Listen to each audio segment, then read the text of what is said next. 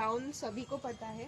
And झींगा मछली भी बोलते हैं, एंड बंगाली में इसे बोलते हैं चिंगड़े मास, and one of my favourite. तो चलो इसे कटिंग कर लेते हैं, एंड आज इसकी मलाई करी बनाने वाली हूँ। मैं नहीं बनाऊंगी, मेरी भाभी बनाने वाली है। सो चलो। इसको, इसका ये वाला पोर्शन है ना, बहुत ज़्यादा शार्प है। मतलब ऐसे अगर जोर से किसी के अंदर घुसाना हो ना, किसी को मारने का प्लान हो ना, तो इससे उसका खेल ख़त्म कर सकते हैं।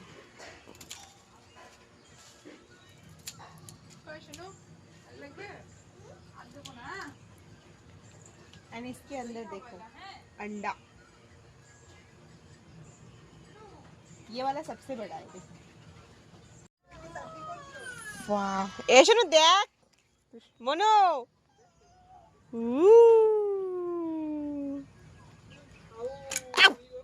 পড়ে গেছে।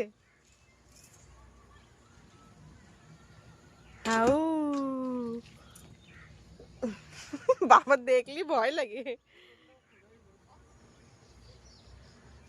এই একটা ডিম পড়ে গেছে মনে হয়। বাবা